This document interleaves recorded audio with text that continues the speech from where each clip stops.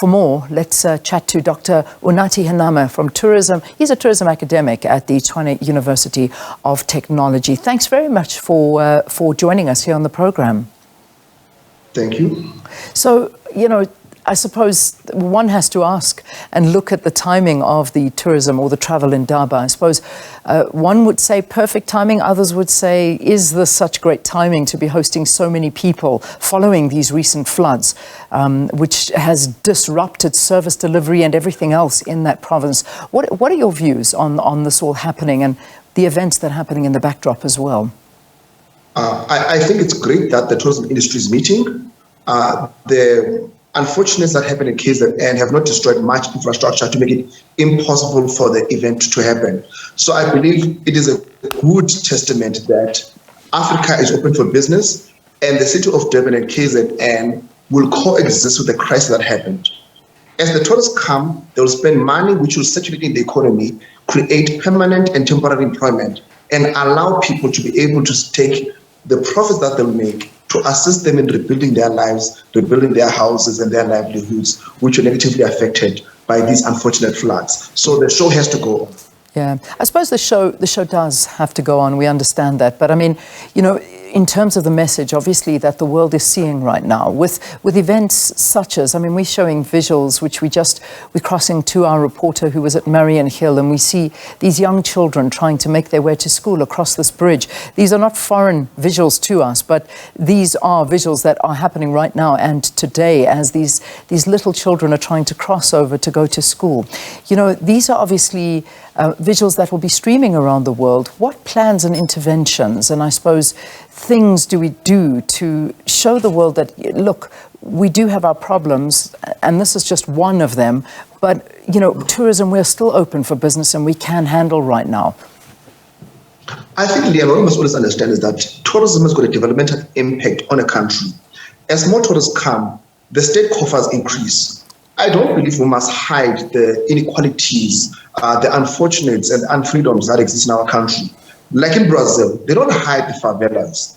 They go and take people and say, these are the favelas, these are the poverty-stricken areas that coexist in our country. But on the other side, just like South Africa has got a character of a first world country and the character of a third world country, let's give tourists both these experiences, because that is when we are showing the true face of South Africa instead of creating something superficial. And tourists, before they come, they already know their reality. As people would always say, people know the truth before you can lie to them. So I think the most important thing about us is messaging. It's about creating platforms where we can have interaction within the first world character of South Africa and the third world, and give tourists a much comprehensive view of South Africa.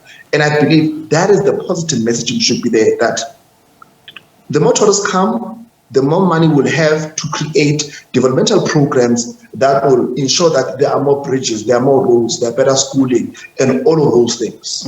And this is the reality. South Africa is a tourist destination, but this isn't necessarily just focusing in on South Africa. This is focusing in on what Africa has to offer as well. And there certainly is a lot, but it is about the messaging that we send out there, and it is for people to make up their minds. And there's just such beauty to see when you do visit this continent. We're talking about Africa Travel Indaba being the third largest travel show in the world. This is a massive, massive show. Talk to us about it. I say the mix between South Africa and Africa, obviously lots of African tourist destinations, countries also showcasing. Yes, the tourism, the Africa Tourism Indaba is the third largest in the whole world, after the ITB in Berlin and WTN in London. So as African countries, we attract less than 10% of international arrivals in the whole world. So we find it important that when we merge in Durban, we've got one message that Africa is open for business. And remember, Leanne, we are very far from source markets. From the UK to fly down about 6 hours, America to South Africa and Africa, much longer. So we need better collaboration so that when the tourists come, it is easy for them to visit not just South Africa, they visit all other neighboring countries. So collaboration is important on issues such as visa regulations, on issues such as the removal of PCR tests around African countries to ensure that it is easier, convenient for tourists to come, to improve the competitiveness of the African continent in trying to attract these tourists from all over the world. What does South Africa need to boost tourism? Because, it's obviously often said that it is more expensive to travel to Cape Town or Durban from Johannesburg, and the spend per night, all of this, it is expensive. I mean, hence younger travels have found budgets to travel to places like Bali or Thailand or Greece or wherever it may be, because it is more affordable and it offers a bigger experience, which is sad to hear, because we have got a beautiful country, but sometimes we outprice our own market. What do we do to fix that?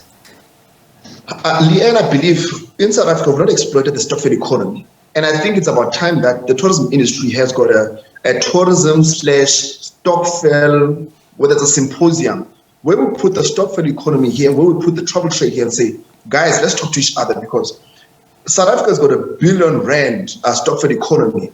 But you finally find that people saving for going on holiday. So people can save for groceries in better societies, but what if the travel trade comes to the package and say, if you guys save 50 rands more, you could have access to our lodge. If you guys spend, say, per person, 100 rands more, then you can have a package to bring your family for 4 days to our resort, to our attraction. I believe that will fundamentally change our tourism economy, because remember, Leanne, there's been a decline in domestic tourism because of the current of the economy. But the savings in the stokvel economy has not declined also. So let's use the stokvel economy and obviously create avenues for new tourists. Let's create a new habit of holidays, primarily amongst the Black African population of South Africa, which remains the bulk of the domestic tourism numbers in the country. Mm-hmm. But you find that they are not leveraging for consumption on the commercial tourism establishments, which we need for tourism recovery. Mm. For China to be able to recover, it depended on a robust domestic tourism industry. So I believe if we properly engage the stokvel economy, we would be able to recover and save our domestic tourism industry. Yeah. What about graduates going into this industry as well? Are we creating enough skills and training to uplift this? Because, the amount of money that can still be made out of tourism is immense, and we need to invest more and more into this. It really is. But let's talk about the skills and those that are coming up into this industry. Besides graduates coming from, your Tibet colleges, which have got great programs, universities of technologies and your traditional universities, you also find funded programs by the National Department of Tourism, such as the Chefs program that they have. You also find that the Department of Tourism has been also able to retrain a lot of tour guides into giving them Mandarin training so that they're able to tap into this big bulk of Chinese tourists that are coming to our country. So from a training perspective, I think we are doing great. But I believe we need to start leveraging a conversation about teaching our graduates to have proper foreign language articulation to ensure that when there's a German tourist, they're able to be fluent in German. When there are Spanish tourists, they are fluent in Spanish. So I believe that will make us competitive. If you look at Mauritius, you find that Mauritius, they teach them the local language Creole, they teach them French and English. So it makes them also competitive as a country, not just for tourism, but also attracting call center business, or what they call BPO, business process outsourcing. So these are conversations that we need to have as an educational sector within the tourism industry. Now, I just want to get back to our original point as well, because obviously it's the messaging that goes out. I mean, we've got a currency that, yes, if you come from overseas, it is, I mean, you can get great value here. But again, news headlines, we're running stories. I mean, the bulletin is just full of high crime rates in this country. I mean, we're now mourning, the death of Hillary Gadi. We mourning the death of so many people that are unfortunately being murdered on a daily basis in South Africa. And I hate to bring up the negatives, but this is the reality, is that these messages do go out there. Obviously, a natural disaster is something that we're dealing with now. That is beyond our control. But tightening crime and the safety in this country should be beyond, it should be in our control, that we can actually help this. This is a big problem for us. I mean, how do we get around that?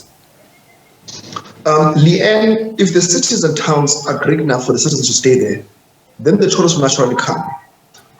To address the issue of crime, we always need to increase the budget that goes to the police. And it happens at an unfortunate time when state finances are possibly at their worst. But as the tourism industry, we must control what we can control. And that's the messaging. Unfortunately, all around the world, there are safe areas for tourists and unsafe areas for tourism. Now, because of the messaging that will take up and say, please visit South Africa. But when the tourists come, we'll take them possibly to the leafy areas where crime rates are less, where you find that there might be greater levels of private security. And then this has a detrimental impact on trying to achieve healthy tourism, where tourists go to the poorest of the poorest areas and interact with locals and spend money there. So then it creates a situation where you find that our tourism industry might not be as developmental as we seek, which is quite unfortunate because of the challenges of crime and personal safety and security, which every tourist which you meet, they'll tell you, South Africa is a great country, but it's crime. So it becomes a headache for the tourism industry, but unfortunately we have to adapt to the challenges, and it leads to us putting tourists in enclaves, which is not great for distributing the positive developmental impacts of tourism. Yeah. Well, we'll have to leave it there, but I'm glad we're touching on realities.